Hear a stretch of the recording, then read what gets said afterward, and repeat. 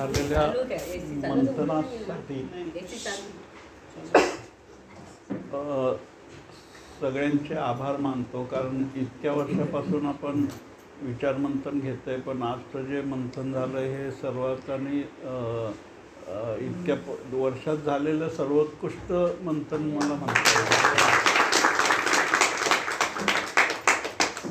आता याच्यामध्ये एक बाजू फक्त अशी होती की मी चांगले कर्म करतो तर माझ्या बाबतीत वाईट कर्म म्हणजे वाईट का घडतं.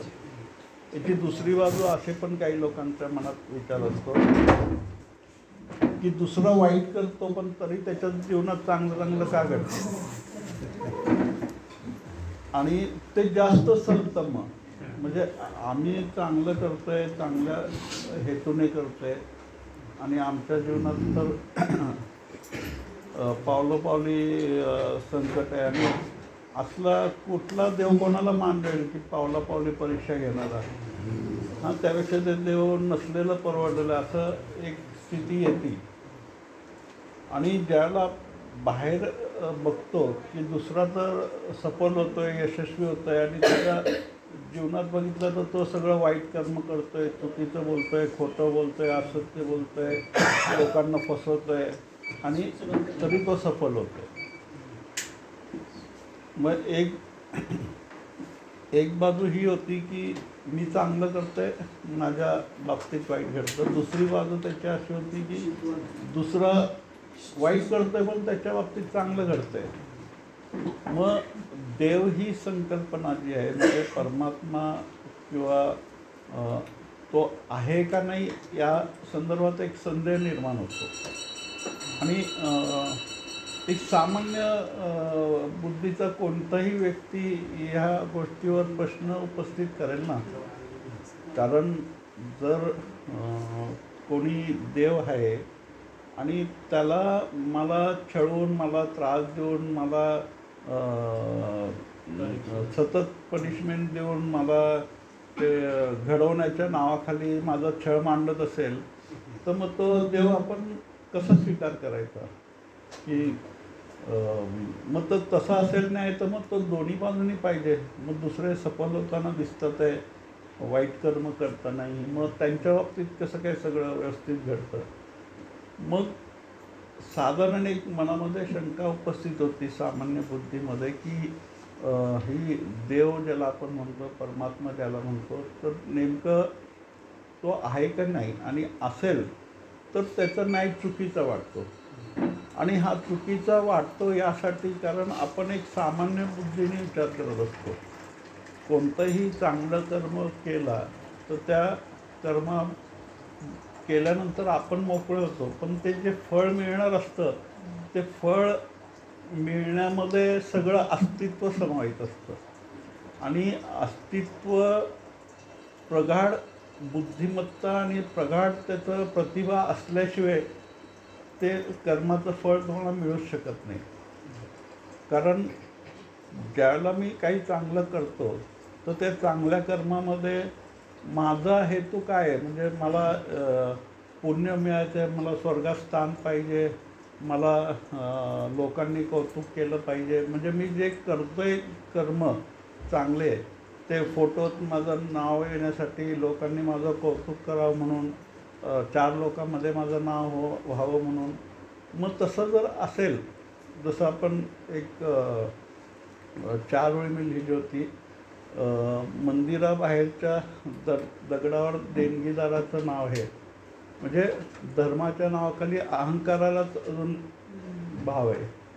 मग ते देणगीदारांचे जर सगळे असे स्तंभ त्या देवळाच्या बाहेर लावलेले असतात, अधोरेखित काळ्या दगडावर कोरलेले असतात, तर हे गरज काय ह्याची. ज्याला तुम्ही जर देता, त्या देण्यामध्ये तो देणं आणि घेणं हा अस्तित्वाच्या ह्याच्यावर ज्यावेळेला तुम्ही सोपवता, कौन किसी को क्या देता है, इंसान तो एक बहाना है, सब खुदा देता है. ही जी भावना प्रगाढ तुमची होत नाही तोपर्यंत जे दिलं आहे तर तुम्हाला वाटतं की मी दिलं आहे. ती देण्याची भावना पण त्याचीच असते. आणि ज्याला मिळतं त्याला मिळण्याचा मार्ग मोकळं करण्याचं पण काम त्याचंच असतं. आणि ती बुद्धिमत्ता तो असल्याशिवाय शक्य होऊ शकत नाही. कारण कर्माचं फळ हे जर तो नसेल तर ते अंधाधुंद होऊन जाईल. मग त्याची प्रतिभा आणि त्याचं गणित असं एकदम जसं सायन्स आहे, 2+2=4 किंवा एक केमिकल आणि एक केमिकल मिळून एकच फॉर्म्युला तयार होतो, तर त्याच्यात बदल होऊ शकत नाही. तसं या कर्माच्या फळामध्ये पण बदल होऊ शकत नाही. ज्यावेळेला तुम्ही कर्म करता, आता सकाळी आपण एक उदाहरण बघितलं की एका माणसाने एक बाण मारला त्या माणसाला. त्याचा हेतू वाईट होता, त्यांनी त्याची हत्या करण्यासाठी मारला, पण त्याचं वेदना बंद झाल्या. पण त्याच्या एकट्याच्या वेदना बंद झाल्या नाही, एक मोठी उपचार पद्धती सुरू करण्यामागचं तो कारण ठरला.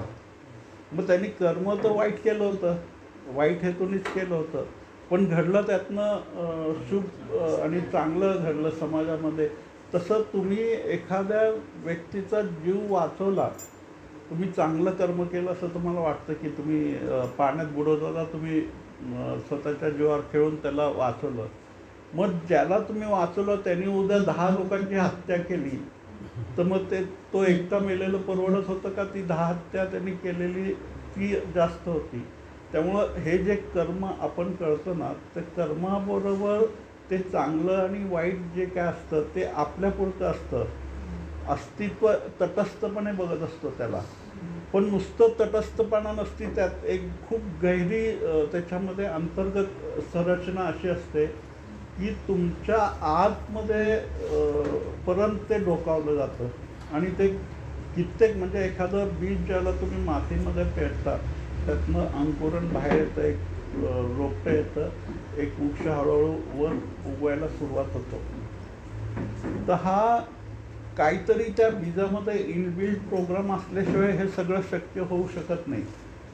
म्हणजे तसं तुम्ही जे कर्म करता ते बीज स्वरूप असतं. त्या बीजातनं काय निर्मित होणार आहे हे आम्ही ठरवत नसतो. हे अस्तित्वगत एका नियमांतर्गत ठरलं जातं. आणि ज्याला प्रारब्ध आपण म्हणतो की मी जर हे म्हणजे एक प्रकारची पळवाट होते ही, की मी चांगलं कर्म करतोय, मग आता वाईटच घडतंय, तर काहीतरी तर्क पाहिजे नाही, काहीतरी त्यातनं वाचायला. बरोबर बाबा, प्रारब्धामध्ये काहीतरी वाईट केलं असेल, आता ते प्रारब्ध कोणाला माहीत. मागचा जन्म सगळ्यात मागचा जर गेलो आपण, तर म्हणजे सुरुवातीपासूनच मी काहीतरी पाप करत आलो आहे का असं जर त्याचं हे होतं ना. मागचं एक तरी कर्म काहीतरी चांगलं केलं असेल किंवा काहीच केलं नसेल, न्यूट्रल असेल, तटस्थ असेल. मग ही जे गणित आहे हे सामान्य माणसाच्या आकलनाच्या पलीकडचं आहे. म्हणजे त्यांना ती गोष्ट जे जास्त बुद्धिमंत व्यक्ती आहेत त्यांना ह्या गोष्टी पटत नाहीत. म्हणजे एकतर ईश्वर ते त्याच्यातनं सोपा मार्ग आहे की तो ईश्वरच नाही आहे. मग ते नास्तिकतेकडं तो कल जातो त्यांचा, की या सगळ्या गोष्टी आता एखादा लहान मुलाचा अंत झाला किंवा त्याचा अजून तो लहान मुलगा त्यांनी कुठलं वाईट कर्म केलं, त्याचा अजून जन्म जस्ट झालेला आहे, तो अजून मोठा व्हायचा आहे, अजून त्याला पुढं काहीतरी करायचं आहे. मग जर मागच्या जन्मात त्यांनी काहीतरी केला होता म्हणून त्याला आत्ता या जन्मात कमी ह्याच्यामध्ये त्याचा मृत्यू झाला का? मग तसं असेल तर मग तो त्याचं हे तर्कामध्ये बांधण्यासाठी आपण एक आधार घेतो त्याचा, की मागच्या जन्माचं काहीतरी असेल म्हणून हे असं झालं असेल. मागचा जन्म असतो, निश्चितच असतो. त्याचं बऱ्याच वेळेला आपल्या या जन्मातल्या आजारपणाचं, या जन्मातल्या अडचणीचं, समस्याचं उत्तर आपल्या मागच्या जन्मात असतं. पण हे कधी तुम्हाला लक्षात येईल ज्यावेळेला तुम्ही मागच्या जन्मामध्ये जाल तेव्हा. म्हणजे हे जोपर्यंत तुम्ही स्वतःचा जन्म जाणत नाही, मागचा तुम्ही काय केलं आहे मागच्या जन्मामध्ये, त्यावेळेला तुम्हाला या जन्मात तुम्ही करत असलेल्या कर्मातून तुम्हाला मिळणाऱ्या फळाचं उत्तर पण नाही मिळणार. हां, तुम्ही समाधान करून घेऊ शकता की असेल प्रारब्धाचं हे असेल, काहीतरी मला घडवण्यासाठीच्या गोष्टी असतील. निश्चित वाईट स्थितीत अनुकूल म्हणजे प्रतिकूल स्थितीमध्ये माणूस घडत असतो. त्याचा सामान्य जीवनाचा तो नियमच आहे. जितकं प्रतिकूल स्थिती असेल तेवढं संघर्षामध्ये माणूस खुलतो, घडतो, तो अधिक जास्त बलवान होतो, शक्तिशाली होतो आणि अधिक जास्त पद्धतीने येणाऱ्या संकटाला सामोरे जात असतो. पण मागच्या जन्मामुळे या जन्मात मिळणारं जे काही माझं असेल जन्मापासून ते आत्तापर्यंत, मग जर मी कर्म चांगलं करतो असं ज्याला आपल्याला वाटतं, तर हे चांगलं कर्म ज्याला आपण म्हणतो ते चांगलं कर्म खरंच चांगलं असतं का? म्हणजे आपल्या हेतू असतो चांगला, पण त्या हेतूमागे थोडा जरी सूक्ष्म काहीतरी दडलेलं असेल प्रत्यक्ष अप्रत्यक्षपणे, तर ते कर्माचं फल, जसं प्रणीलने मगाशी आत्ता उदाहरण दिलं आहे त्या पद्धतीने त्या कर्माच्या फळ निर्धारित होतं त्या केलेल्या ह्याचं. म्हणजे आपण जरी आपल्याला वाटतं की मी चांगलं केलं आहे, पण ते चांगलं केलं आहे एवढं पुरतं ते मर्यादित नसतं. कारण ज्याला अस्तित्वाकडनं त्याचा निर्णय केला जातो त्या फळाचा. तुम्ही कर्म करायचे, फळ विसरून जायचं, फळ देणारा तो आहे. पण 99% लोकांचं हीच अपेक्षा असते की मी चांगलं केलं तर चांगलंच फळ यायला पाहिजे. तुम्ही ज्याला ती अपेक्षा ठेवता की चांगल्या कर्माचं चांगलं फळ यायलाच पाहिजे म्हणून, त्याचबरोबर त्या कर्माची सगळी गुणवत्ता त्याचं हे नष्ट होऊन जातं.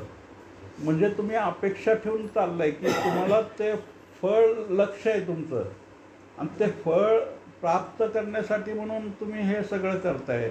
मग हे चांगलं कर्म राहतच नाही मुळामध्ये. त्या तुमच्यासाठी चांगलं असेल, तुम्ही दान केलं आहे, दानधर्म केलं आहे, पण पुण्य तुमचं लक्ष आहे ते मिळवण्यासाठी तुम्ही जर हे करत असाल तर ते तुम्ही दिलेलं दान व्यर्थ ठरतं. तुमचं दान असं पाहिजे की ते शेजारच्याला पण कळलं नाही पाहिजे की तुम्ही काहीतरी दिलंय केलंय. तो देण्याचा पण ती भावना तुमच्या मनामध्ये नसली पाहिजे की आपण काहीतरी करतोय. आणि खूप क्षणभंगूर जीवन आहे माणसाचं. त्या क्षणभंगूर जीवनामध्ये बऱ्याच अशा गोष्टी घडतात आपल्या आसपास की त्याच्यामध्ये आपण काही अपेक्षा इतक्या जसं खोलवर त्या रुजत जातात आपल्या, आणि हळूहळू त्या आपल्या इतक्या खोलवर रुजतात की त्या आपल्याला असं वाटतं की त्या अपेक्षेने ते व्हायलाच पाहिजे. म्हणजे त्याच्यावर आपण हक्क सांगायला लागतो. उदाहरणार्थ आपण श्वास घेतो, मोकळा हवा मिळते आपल्याला पाणी उपलब्ध आहे रोज. मग आपलं हे सगळं जे काही अस्तित्वाने दिले ते किती मुबलकपणे आपण घेत असतो, आणि त्याच्याबद्दल कृतज्ञता अनुभवभाव तर दूर आहे, आपल्याला ते ठरवून चालतं की हक्कच आहे तो आपला म्हणून. एक छोटंसं उदाहरण देतो तुम्हाला लक्षात येईल. एक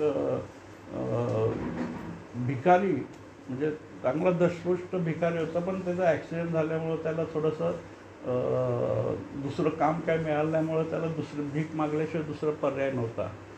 तो एक कंपनीचा मालक होता. तो कारमधून नेहमी जायचा, त्या सिग्नलला तो भिकारी बसलेला असायचा. त्या मालकाला थोडंसं दया आली त्याची, म्हणजे की एवढं चांगलं दष्टपुष्ट आणि त्याची अवस्था आता काय झाली म्हणून, नाही का, तो भीक मागतोय. तर त्याला असं वाटलं की आपण ह्याला मदत करावं, म्हणजे ह्याच्यातनं बाहेर काढावं ह्याला. आणि त्यांनी असं भीक मागितलेलं त्यांना, म्हणजे मनाला त्यांना थोडंसं हे पटत नव्हतं. मग त्यांनी कार थांबवली आणि त्यांना रिक्वेस्ट केली की अरे तू हे सगळं करण्यापेक्षा मी तुला दर महिन्याला तुला जेवढं तू भीक मागून हे करतो त्याच्या दुप्पट तिप्पट मी तुला महिन्याला देत जाईल. तू कंपनीकडनं माझ्या अकाउंटंटला मी सांगतो, तो दर महिन्याला तुला एवढे पैसे देत जाईल. म्हणजे तुला पुढचं काही करायची गरजच नाही आहे, तू बसून सगळे तुझ्या जीवनाचं उपक्रम तो व्यवस्थित चालू शकतो. मग तो नित्यक्रम झाला. दर महिन्याला तो जसं कामगारांना पगार मिळायचा तसं त्या कंपनी मालकाने सांगितलं की हा आला की ह्याला एवढी अमाऊंट द्यायलाच पाहिजे म्हणून. आणि तो दर महिन्याला मग ती अमाऊंट त्याला मिळत होती. तो मस्त त्या पैशाने त्याचं सगळं व्यवसाय त्याचे काय म्हणतात त्याला दिनचर्या भागवत होता. खाणं पिणं सगळं कपडे बिपडे सगळं व्यवस्थित त्याचं चाललं होतं. मग 1 महिना झाला, 2 महिना झाला, वर्ष झालं, 2 वर्ष झालं, ती प्रथा चालू राहिली. आणि काही कारणास्तव त्या कंपनीचा थोडंसं बॅड पॅच आला आणि थोडी कंपनी लॉसमध्ये गेली. आणि त्यामध्येच त्याच्या मुलाचं लग्न निघालं त्या कंपनीच्या मालकाचं. तर मग त्या म्हणजे ज्यावेळेला अकाउंट मीटिंग होती सगळी कंपनीची फायनान्सची, ते कुठले खर्च कमी जास्त नाही का ते ताळेबंदी करण्यासाठी की ह्याच्यामध्ये कुठं कट करता येईल, किती कामगार कमी करता येईल, तसं ते ॲनालिसिस झालं. तर त्या मीटिंगमध्ये त्या अकाउंटंटनी सांगितलं की आपण उगाचच देतो यांना, ह्याचे काय उपयोग पण नाही आहे. दर महिन्याला ही अमाऊंट तर ही कमीत कमी तुम्ही कमी तरी करा नाही तर बंद तरी करा. तर तो कंपनीचा मालक म्हटला की जाऊ दे आपण इतर गोष्टीमध्ये काहीतरी हे करू, पण जे आपण त्यांना देतो आहे जे जर 10,000 देत असेल तर आपण 5,000 करूया आणि इतर ह्याच्यामध्ये बाकीचं हे करू. मग त्याला दुसऱ्या दिवशी तो कंपनीत दर महिन्याप्रमाणे गेला तर त्याला त्या मालकाने अकाउंटने 5,000 दिलं. तर तो म्हटला 5,000 कसे काय, दर महिन्याला 10,000 मिळतं, आत्ता 5,000 कसं काय. तर तो म्हटलं अरे मालकाचा थोडा लॉस चालला आहे आणि त्यांच्या मुलाचं लग्न पण आले, त्याचा पण खर्च आहे. मग माझ्या पैशाच्या जीवावर तुमच्या मालकाचं लग्न काढणार का मुलाचं? म्हणजे कसं आलं, जे सहज त्याला मिळत होतं तर त्याला हक्क समजून घेतला त्यांनी. त्यामुळं त्याला ते असं वाटायला लागलं की ते आपल्याला मिळायलाच पाहिजे. तसंच तुम्हाला अस्तित्वाने जे भरभरून दिलेलं असतं ना त्याच्याकडे म्हणजे ते इतकं मुबलक आणि असीम आहे, त्याचं मूल्यमापनच करता येत नाही. म्हणजे जे काय आपल्याला मोफत मिळालेलं असतं, मग ते तुमचं जीवन असो, तुमचं आयुष्य, ते मनुष्य जन्मच दुर्मिळ आहे. मुळामध्ये ज्याला आपण ईश्वर म्हणतो त्या देवी देवतांनासुद्धा मनुष्य जन्म घेण्यासाठी धडपडावं लागतं. कारण मुक्तीचा मार्ग हा नेहमी मनुष्य जन्मातनं जातो. देवी देवतांना पण मुक्ती मिळू शकत नाही जोपर्यंत मनुष्य जन्म घेता येत नाही तोपर्यंत. म्हणजे ते देवी देवताच्या श्रेणीमध्ये ते चमत्कार करू शकतात, वेगवेगळे गोष्टी घडू शकतात, भूत भविष्य बघू शकतात, मागचं बघू शकतात, पुढचं बघू शकतात. पण जो ज्ञानाचा किंवा मुक्तीचा बोधाचा जो मार्ग आहे त्यासाठी मनुष्य जन्माशिवाय त्यांना पण पर्याय नसतो. म्हणजे देवांच्या पण मोठा जन्म तुम्हाला मिळाला आहे, मनुष्य जन्म, ज्याला देवतासुद्धा तरसतात ते जन्म घेण्यासाठी, त्या मनुष्य जन्मासाठी. तर हे एवढं मोफत तुम्हाला मिळालेलं असतं. पण बहुतेक वेळेला मनुष्याचं नेहमी कल कुठं जातो, काय कमी आहे, कुठं मला मिळालं नाही, कुठं माझं दुःख आहे. म्हणजे जे जे नाही आहे ते जास्त समजतं तुम्हाला, पण जे आहे त्याच्यात किंमतच कळत नाही. आणि जे आहे ते इतकं मूल्यवान आहे, इतकं श्रेष्ठतम आहे, इतकं उच्चतम पातळीचं आहे की त्याची किंमत होऊच शकत नाही. पण आपण ज्या क्षुद्र गोष्टी आहेत ज्या आपल्याला मिळाले नाहीत आणि मिळण्याची आपण अपेक्षा करतो किंवा मिळाव्या अशा इच्छेने प्रयत्न करत असतो, त्या गोष्टी आपल्याला इतक्या मोठ्या दिसून येतात की जे मिळालेलं आहे त्याचं किंमतच होत नाही. मग बहुतेक करून नकारात्मक किंवा निगेटिव्ह ॲप्रोचमध्ये जाणारे जे लोक असतात ना, त्यांचं कारण हेच असतं की त्यांना जे मिळालेलं आहे त्या मिळालेल्या त्यांच्या खजिन्यावर त्यांचं लक्षच नाही आहे. त्यांना जे नाही मिळालं आहे त्या क्षुद्र गोष्टीमध्ये ते अडकून राहतात. मग आता या सगळ्या गोष्टीमधनं कर्माचं फळ ज्याला होत असतं, म्हणजे ते अस्तित्वावर ते निर्भर असतं. मग तुम्ही ज्यावेळेला कर्म करता ते सहजपणे करायला हवं. त्याच्यात पाप पुण्य चांगलं वाईट हे कुठलीही हेतू किंवा लक्ष ठेवून ते केलेलं नाही पाहिजे. कर्म केलं की ते विसरून जायचं, मग त्याचं फळ अस्तित्वावर सोपवून द्यायचं. आणि कृष्ण पण गीतेमध्ये तेच सांगतो की कर्म करा, तू फळाची इच्छा नको करू, तू कर्म कर. मग त्या कर्म करताना जर फळ हे लक्ष असेल, मग त्या कर्माचं मिळणारं हे फळ पण तसंच असणार आहे.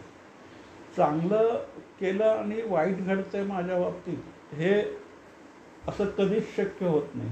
की जर ते कर्म खरंच परिपूर्ण असेल, तुमच्या मनामध्ये थोडा जरी द्वेषभाव असेल कोणाच्या प्रती, तर तो विचारांच्या पातळीवर जरी असला तरी तो तुमची कर्म दूषित करून टाकतो. म्हणजे तुम्ही करताना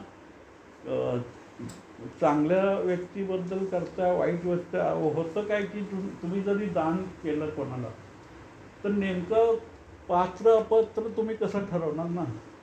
आता तुम्ही एखाद्या व्यक्तीला काही दिलं, त्याला दान म्हणून दिलं, चांगलं कर्म आहे तुमचं ते, म्हणजे तुमच्या दृष्टिकोनातनं ते चांगलं आहे.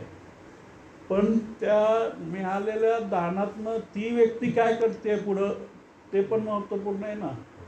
ती जर त्या मिळालेल्या दानातनं चोर शस्त्र विकत घेत असेल, हत्या करत असेल, किंवा त्या काहीतरी वाईट हेतूने किंवा एखादी अतिरेकी कारवाई करत असेल, काहीतरी 4 लोकांना मारण्याचं षडयंत्र करत असेल, तर तुम्ही जे दिलं आहे ते देणं चांगलं का वाईट, मग त्यातनं मिळणारं पुण्य तुम्ही कसं ठरवणार की ते चांगलंच मिळायला पाहिजे.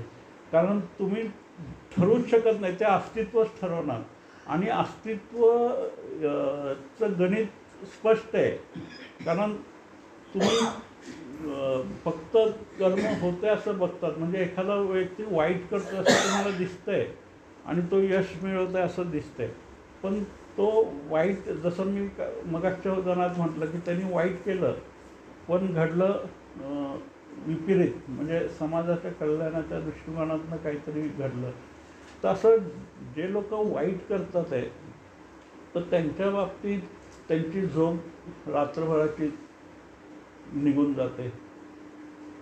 सतत ते तणावामध्ये असतात, कधी काय होईल त्यांना माहीत नसतं. जे गुंड अपराधी लोक असतात, जे जबरदस्ती करून म्हणजे हिंसा करून जे पैसे कमवतात, तर ह्यांना दुसऱ्या दिवसाचा म्हणजे ते दिवसभर सुखात घालूच शकत नाही. तुम्हाला वरवर दिसतं की त्यांच्याकडे कार आहे, बंगला आहे, असं गाडीमध्ये फिरतात आहे, पण त्यांना माहिती असतं की आतमध्ये त्यांना काय चाललेलं आहे. ते आतलं बघायची आपल्याकडे ती दृष्टी नाही आहे, आपण फक्त वरचं बघतो. त्यामुळं आपण बघतो की अरे हा वाईट करतोय आणि तरी त्याचं चांगलं होतं आहे, आणि मी चांगलं करतोय तरी माझं वाईट होतं आहे. आणि हे चांगलं म्हणजे आपलं काम काय फक्त करायचं आहे, ते चांगलं वाईट फळ जे काय असेल ते अस्तित्वाला ठरू द्यायचं आहे. आणि ज्यावेळेला आपण अपेक्षारहित कर्म करतो, म्हणजे कर्म करताना त्या कर्मामधनं मिळणारे फळ जे आहे ते शुभ असेल, चांगलं असेल आणि पुण्य असेल, हे कुठलंही आपण आधीच त्याचं हे करत नाही आरोपित की असं व्हायला पाहिजे म्हणून.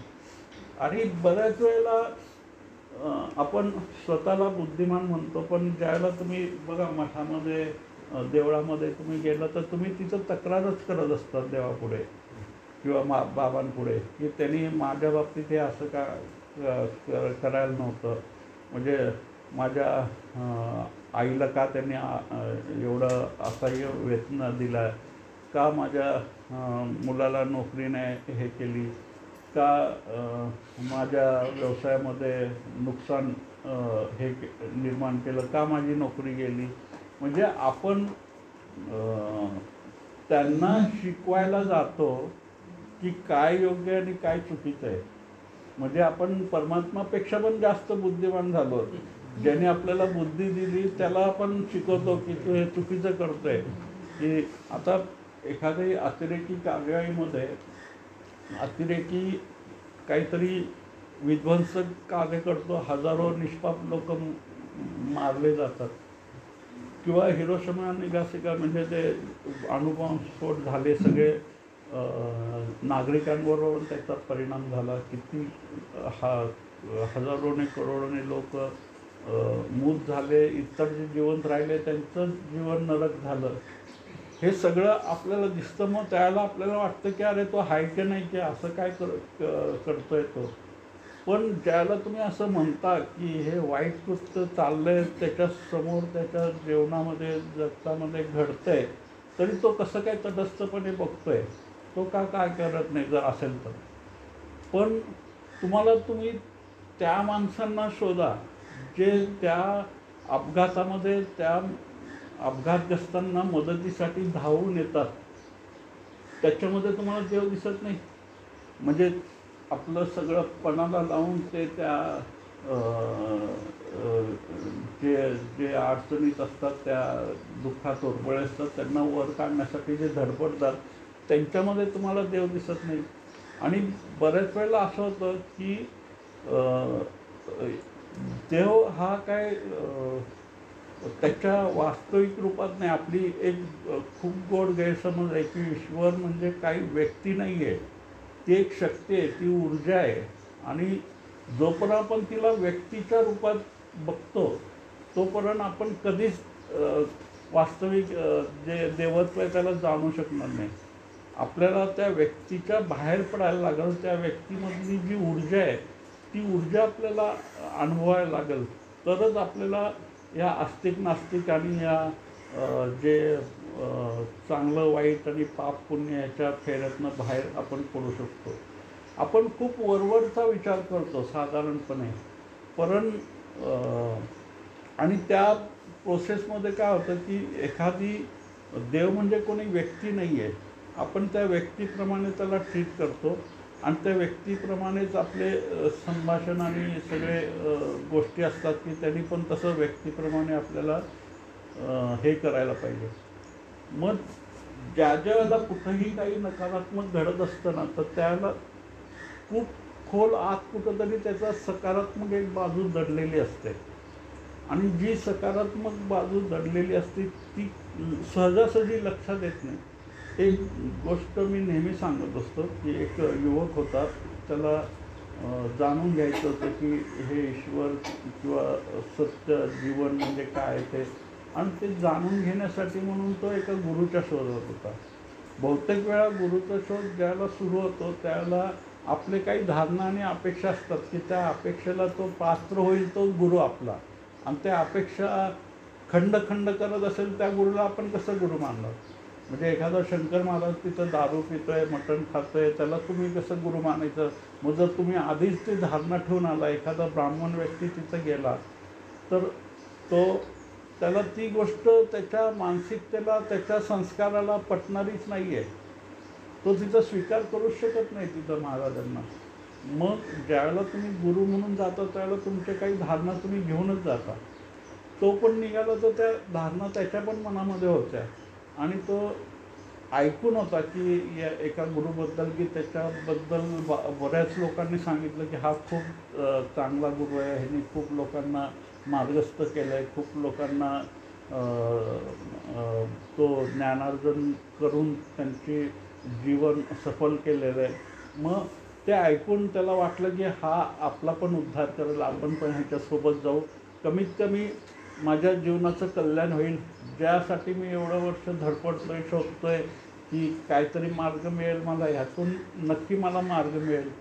मग तो त्या गुरुकडे गेला आणि म्हटला की मला तुमचं शिष्य व्हायचं आहे, मला या मार्गात काहीतरी प्राप्त करायचं आहे ज्ञान, आणि हे जीवनाचं रहस्य जाणून घ्यायचं आहे. तर त्या गुरुने म्हटलं तर एवढं घाई करू नकोस तू, जर तुला खरंच व्हायचं असेल शिष्य तर मी आता प्रवासात निघालो आहे का, माझ्याबरोबर चल तू. पण अट एवढीच आहे की तुला शिष्य म्हणून मी अजून स्वीकार केलेला नाही, पण मी स्वीकार करू शकतो जर तू सोबत माझ्या यात्रा केला आणि एकही प्रश्न विचारला नाही. मी जे काही करेन, मग ते जे काही करेल त्या करण्यामध्ये, माझ्या कर्मामध्ये तुला जर काही प्रश्न निर्माण झाला आणि तू ते तुला वाटलं की आता हे विचारायला पाहिजे, तसं कुठलाही प्रश्न तू विचारला तर तू तिकडनंच परत फिरायचं. मग तुला शिष्य म्हणून मी स्वीकार करू शकत नाही. मग तो म्हणला ही किती सोपी अट आहे, काय तर विचारायचं नाही, सोबत तर जायचं, काय फरक पडणार आहे. मग तो कबूल झाला. म्हटलं एवढी सोपी अट आहे, ह्याच्या मागे सोबत झाल्याने मला काहीतरी ज्ञानार्जन मिळणार आहे, काहीतरी मार्ग मिळणार आहे, काहीतरी दिशा मिळणार आहे, तर जायला काय हरकत आहे. मग त्यांनी तो भरोश्यावर त्याच्यासोबत यात्रा सुरू केली. आणि थोडं पुढं आल्यानंतर त्यांना एका नदीतनं दुसऱ्या गावी जायचं होतं.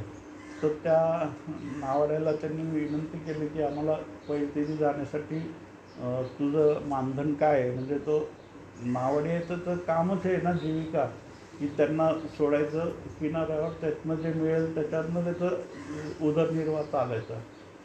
मग ज्यावेळेला त्यांनी विचारलं की तुझं काय आहे, तर तो म्हटला अरे तुमच्याकडनं आम्ही काय घेणार. म्हटलं तुम्ही साधू माणसं आहेत आणि माझ्या नावेत बसलात, तेच माझं किती मोठं पुण्य आहे.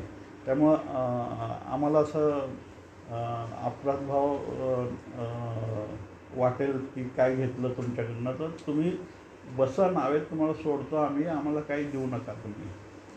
तर तो म्हणते ठीक आहे. तर मग फक्त तो गुरु आणि तो शिष्य बनू पाहणारा युवक दोघं बसले नावेत आणि नाव त्यांनी वळवायला सुरुवात केली. तो निम्म्या ह्याच्यावर येऊस तर त्या गुरुनी नावेला छेद करायला सुरुवात केली आणि तो शिष्य बघत होता. मग त्याला ते पटलं नाही की अरे ज्या नावाड्याने आपल्याला एवढी विनामूल्य सेवा दिली आहे तिथून सोडतोय आणि त्याच्याच नावेला हा माणूस छेद करतोय. आणि ते त्याला खूप इच्छा झाली की विचारावं हे काय चुकीचं करतायत, वाईट कर्म करतायत, हे पाप आहे म्हणून. पण त्यांनी सांगितलं तर कदाचित तो परीक्षा घेत असेल गुरु माझी, की मी काय बोलायचं नाही म्हणून ठरले, आठ घेतले, शर्त घेतले. मग त्यांनी ते किनारा येऊस तर त्याचं छिद्र पूर्ण केलं आणि ते किनाऱ्याला उतरले दोघंजण. मग निश्चितच आता ते छिद्र झाल्यावरती नावाचा पलीकडे जाऊ शकणार नाही. पण त्या युवकाला ते मन स्वस्थ बसू देईना. तर तो म्हटला की मला माफ करा, पण हे जे काही तुम्ही केलं ते एक गुरु म्हणून, एक धार्मिक व्यक्ती म्हणून हे कृत्य तुमच्या म्हणजे शोभणारं नाही आहे. खूप चुकीचं आणि वाईट कृत्य आहे हे. म्हणजे एखादा सामान्य माणूससुद्धा एवढं वाईट कृत्य करू शकणार नाही. तर तुम्ही तर स्वतःला गुरु म्हणून घेता, इतके लोक तुमचे शिष्य आहेत, इतक्या लोकांना तुम्ही दिशा दाखवताय, मग तुम्ही स्वतः असं केल्यावर मग लोकांनी तुमच्याकडनं काय अपेक्षा ठेवायची. तर गुरु म्हटलं की हे बघ, तुला मी आलो नव्हतो तुझ्याकडं मला गुरु करून घे म्हणून, तूच आलाय माझ्याकडे आणि मी तर काय तुला सांगितलेलं आहे की हे अट आहे, जर तुला पाहिजे तर मी उत्तर देतो पण तुला परत जावं लागेल. मग तो विचार केला की कदाचित मी एवढ्या लोक निर्णय नको घ्यायला, थोडं थांबाव, कदाचित परीक्षा घेत असेल माझी. मग ते म्हटलं की ठीक आहे, मी प्रश्न विचारत नाही, तुमच्यासोबत येतो. मग ते थोडंसं गावाकडे गेल्यानंतर ते राहण्यासाठी एखादी झोपडी शोधत आहे, कोणाच्या घरी आसरा मिळेल, कारण रात्र होत आली होती. त्यांना सोबत कुठंतरी एक रात्र काढायची होती, नंतर पुढे जायचं होतं. बऱ्याच ठिकाणी विचारलं, कोण घरातच त्यांना स्थान देत नव्हतं. मग शेवटी कंटाळून ते थोडंसं गावाबाहेर गेले. तर तिथे एक झाडाखाली एक छोटीशी झोपडी होती. त्या झोपडीत एक गरीब कुटुंब राहत होतं. मग त्यांना विचारलं की बाबा आजच्या रात्र आम्हाला राहायची सोय होऊ शकेल का इकडे. तर ते गरीब कुटुंब खूप प्रसन्न झाले की त्यांचं जर रोजीरोटी म्हणजे जे दिवसभर कमवतील ते त्यांचं दिवसाचं भोजनासाठी मिळायचं त्यांना. दुसऱ्या दिवशी परत म्हणजे पोटावर म्हणतात ना, ते हातावर पोट असल्यासारखं. मग तरीसुद्धा ते स्वतः उपाशी राहिले ते कुटुंब. आणि त्या फकीराला, त्या गुरुला आणि त्या युवकाला त्यांनी गरम गरम खाऊ घातलं आणि त्यांचं स्वतःचं अंथरूण त्यांना दिलं झोपायला आणि स्वतः बिगर अंथरुणाचं जमिनीवर झोपले. आणि सकाळी उठल्यानंतर ज्याला स्नानादी करून तो गुरु निघाला तर त्यांनी ते ज्याच्यावर पाणी ठेवलं होतं गरम करायला त्यातलं ते एक लाकूड काढलं जळतं आणि ते त्याच्या झोपडीवर टाकलं. ती झोपडी पेट घ्यायला सुरू झाली आणि त्यांनी युवकाला म्हटलं चल पुढं जायचं आहे घाई करत म्हटलं. आता त्या युवकाला हे पटलं नाही की अरे या बिचारा या गरीब माणसाचा काय दोष आहे, त्यांनी काय तुमचं वाईट केलं, ते एवढं प्रेमानं भक्तीने तुम्हाला सहारा दिला, तुम्हाला जेवण दिलं, तुम्हाला अंथरूण दिलं, राहायचं स्थान दिलं, जे गावात कोणी देत नव्हतं त्यांनी स्वतःची सगळी पोट उपाशी ठेवून स्वतःचं आपलं पोट भरलं आणि ह्यांनाच तुम्ही त्यांचंच घर जायला निघालं. तर गुरु म्हटले हो बाबा मला वेळ नाही आहे तुझ्या प्रश्नाचे उत्तर द्यायला, तुला जर यायचं तर ये, नाही तर जा म्हटले इथून परत. मग तो म्हटला की इथपर्यंत एवढं लांबपर्यंत आलेलं आहे तर इथून परत जाण्यापेक्षा थोडं तरी धीर धरावं म्हणून तो त्याच्याबरोबर निघाला. पण आता त्याच्या मनामध्ये संदेहाचं तुफान उठलं. आता त्याला तो विश्वास बसेना की हा गुरु म्हणून योग्य आहे म्हणून, कारण त्याच्या मनामध्ये जे काही घटना घडल्या त्या त्याच्या तर्काच्या पलीकडच्या होत्या, त्याला ते स्वीकार्य नव्हत्या. म्हणजे एक धार्मिक मनुष्याच्या कडून अशा गोष्टी घडणं किंवा अशा करणं हे त्याच्या दृष्टिकोनातनं योग्य नव्हतं, कारण त्याच्या ज्या पद्धतीने त्याच्यावर संस्कार झाले होते त्या पद्धतीने जे काही घडत होतं आणि हा गुरु जे काही करत होता हे अधार्मिक कृत्य होतं. म्हणजे धार्मिक कृत्य तो त्याला म्हणू शकत नव्हता. मग तो स्वतः कम्पेअर करू लागला त्या गुरुबरोबर की या गुरुपेक्षा तर मी चांगला आहे. म्हणजे माझ्या मनात तर एवढे वाईट विचार येत नाही, माझ्या मनात तर एवढं हिंसक कृत्य किंवा कर्म मी करू शकत नाही, इतकं वाईट हा कसं काय करू शकतो. आणि करूनसुद्धा हा व्यक्ती एवढा स्वस्त कसं काय चालत निघाला आहे. म्हणजे त्याचं काही सुखदुःखचं नाही आहे, म्हणजे काहीतरी वाईट केल्याचा पश्चाताप पण नाही आहे, म्हणजे ती अपराध भावना पण नाही आहे की चुकीचं मी काहीतरी केलं आहे म्हणून. मग ज्यावेळेला तो अजून थोडंसं पुढं गेल्यावर एक जंगलामध्ये एक राज्यामध्ये एक राजा आपल्या घोड्यावर काही सैनिकांबरोबर त्याच्या राजपुत्राला घेऊन पुढं चाललेले असतात. तर तो राजा बघतो त्या गुरूंना त्या भगवे वस्त्रात असतात. तर तो म्हणतो तुम्ही कुठे चालला आणि चालत का चालला, घोड्यावर बसा म्हणे, आम्ही तुम्ही जिथं पाहिजे तिथं आमचे सैनिक सोडतील तुम्हाला. मग तर त्यांचा राजपुत्र ज्या घोड्यावर बसला होता त्या राजांनी त्या घोडा त्यांना बसायला दिला. मग तो गुरु बसला त्याच्यासमोर तो राजपुत्र होता आणि तो शिष्य त्याच्याबरोबर चालत चालला होता आणि काही राजा पुढं सैनिक काही असे पुढं चालले होते. मग त्या गुरुने हळूहळू तो घोड्याची गती मंदावत नेली, त्याला म्हणजे स्लो केलं, त्याची चाल थोडी मंदावत नेली आणि नंतर हळूच ते जंगलामध्ये वळवली त्यांनी. आणि त्या युवकाला काय पर्यायच नव्हता, कारण त्याच्या गुरुच्या मागं जायचं, तर ते जिथं जाईल तिथं त्याला जाणं भाग होतं. मग थोडंसं जंगलात थोडंसं मध्ये गेल्यावर हे राजाने ते सैनिक घेऊन निघून गेले त्या महालाच्या दिशेने आणि ह्यानी जंगलामध्ये त्या राजपुत्राला घोड्यावरनं पाडलं आणि त्याचा पाय तोडून टाकला. आता तर हद्द झाली, म्हणजे त्याचं नुसतं पाय नाही तोडला, त्याचा हात पण मोडला त्यांनी त्या गुरूंनी. आणि त्या युवकाला म्हटले पळ आता, कोणी तुला बघितलं तर इथं काय खैर नाही तुझे, राजा तुला समोर.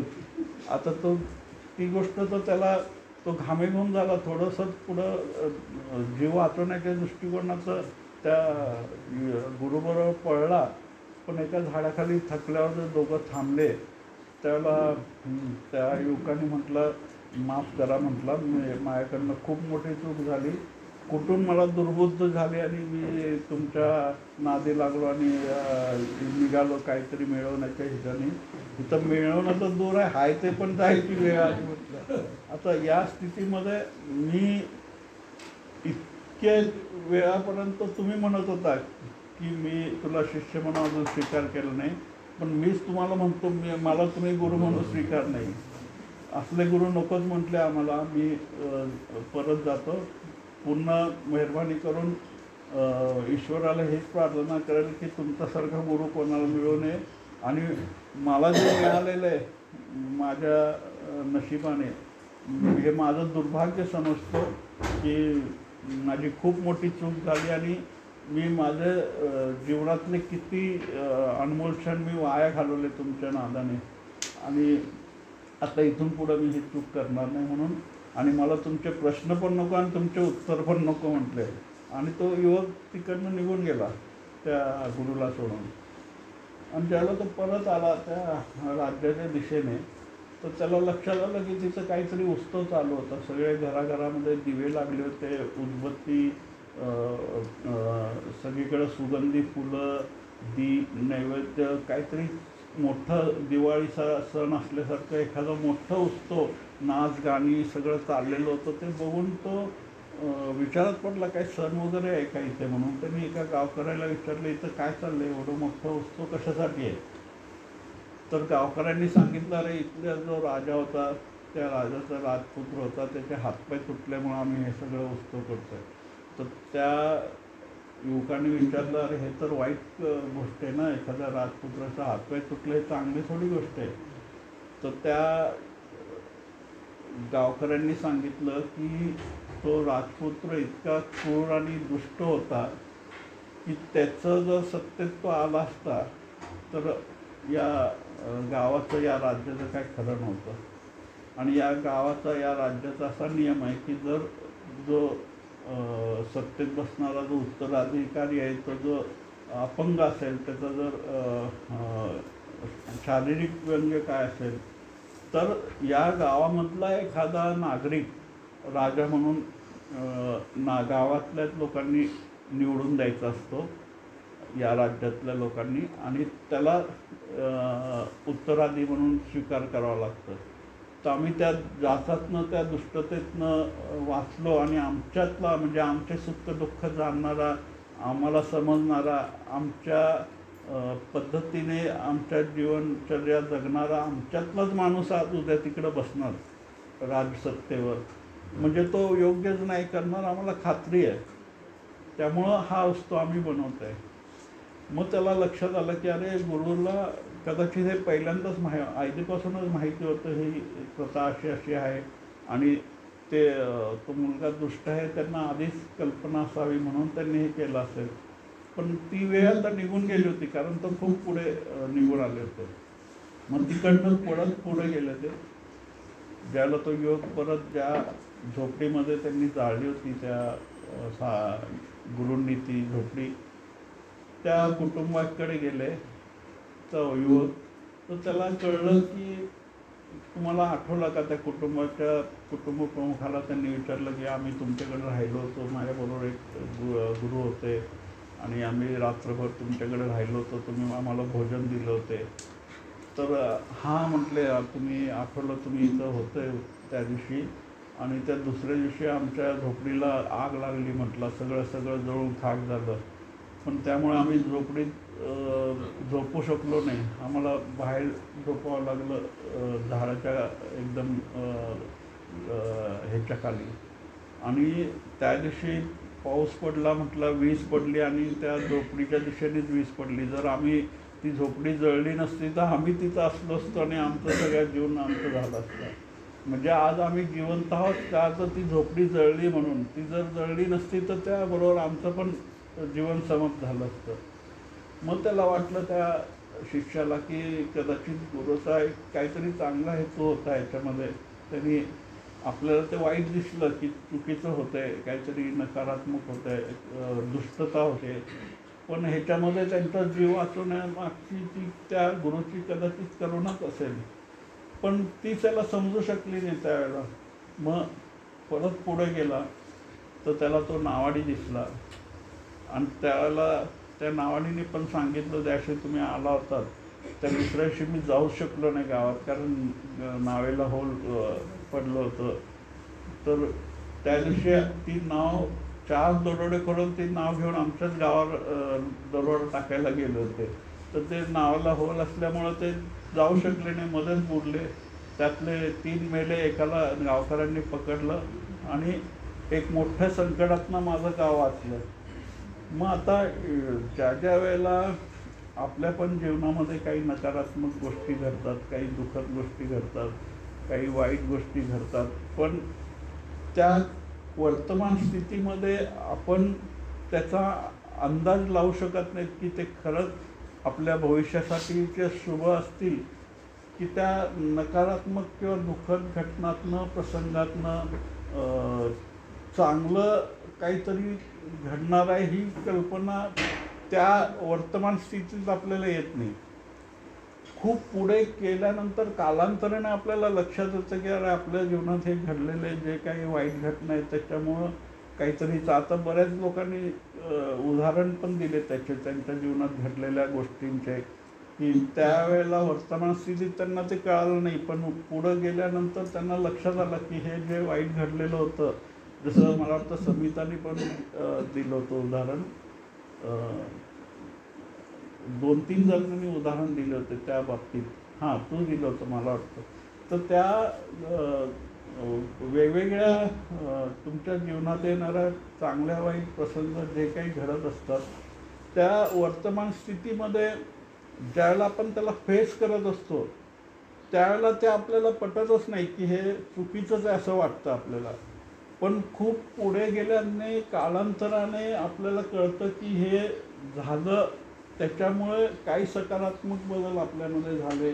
त्या दुःखद किंवा नकारात्मक घटनामध्ये असलेली सकारात्मकता, त्यातला विधायक दृष्टिकोन, त्यातली चांगली बाजू हे खूप उशिरा आपल्या लक्षात येते. तेवढी बुद्धिमत्ता, ती प्रतिभा आपल्यामध्ये विकसित होण्यासाठी थोडा काळ जातो.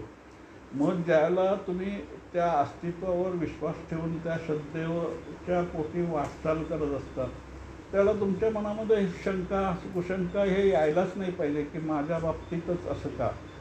ही खात्री तुमच्यामध्ये पाहिजे की काही झालं तरी यातनं चांगलंच घडणार आहे, यातनं शुभच होणार आहे आणि हे माझ्या फायद्यासाठी असेल.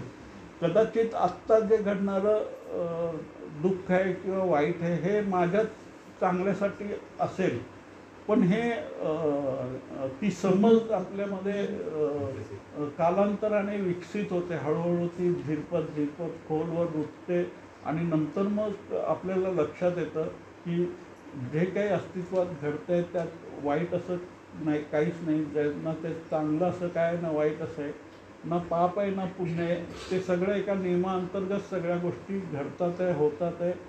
आणि प्रत्येक ह्याच्यातनं चांगलं वाईट काढायचं, शोधायचं, ती आपली व्यक्तिगत जबाबदारी. ते अस्तित्व नाही ठरवत, तुमच्यावर आहे. तुम्ही पाहिजे तर त्यातनं चांगलं घेऊ शकता, पाहिजे तर तुम्ही वाईट घेऊ शकता. तुम्ही त्यातनं आस्तिकतेचं शिखर गाठू शकता किंवा नास्तिकतेचं शिखर गाठू शकता. हे तुमच्यावर निर्भर आहे. आणि अस्तित्व तुम्हाला दोन्ही गोष्टीत हे करत नाही, जबरदस्ती करत नाही. म्हणजे तुम्ही रामच बनायला पाहिजे असं काही जबरदस्ती परमात्म्याची नसती. तुम्हाला जर रावण बनायचं असेल तर त्यालाही मदत करायला तयार आहे. तुम्हाला पाहिजे तर तुम्ही रावण बना, आणि रावण बनण्याचे पण सगळे मार्ग तर तुम्हाला मोकळे करून देतो.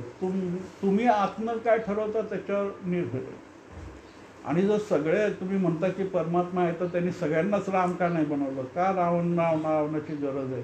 मग सगळेच जर राम राहिले असते तर मग रावणाची किंमत राहिली नसती, म्हणजे त्या रामाची किंमत राहिली नसती. आणि ज्यावेळेला तुमचा निर्णय असतो की तर रावण बनायचं का राम बनायचं, त्यावेळेला त्या किमतीवर, तुमचं व्यक्तिगत निर्णयावर तुम्ही राम बनता, रावणाला हरवून राम बनता. त्यावेळेला त्या रामाची उपलब्धी खूप मूल्यवान असते. जर अस्तित्वाने तुम्हाला रामच बनवून टाकलं, तुम्ही रावण बनूच शकत नाही, तर मग त्या रामाला किंमत राहत नाही. रावण बनण्याची सगळे संधी, उपाय उपलब्ध आहेत, त्यासाठी तुम्ही स्वतंत्र आहात.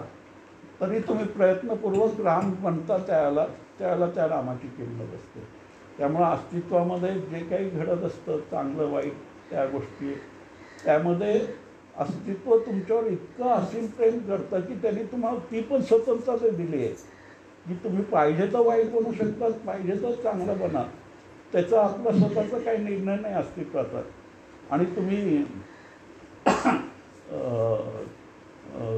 समाधिस्थ व्हायला पाहिजे, बुद्ध व्हायला पाहिजे, कृष्ण व्हायला पाहिजे अशी काय त्याची जबरदस्ती नसते. आणि तो जबरदस्ती तुम्हाला स्वर्गात कधीच नेत नाही.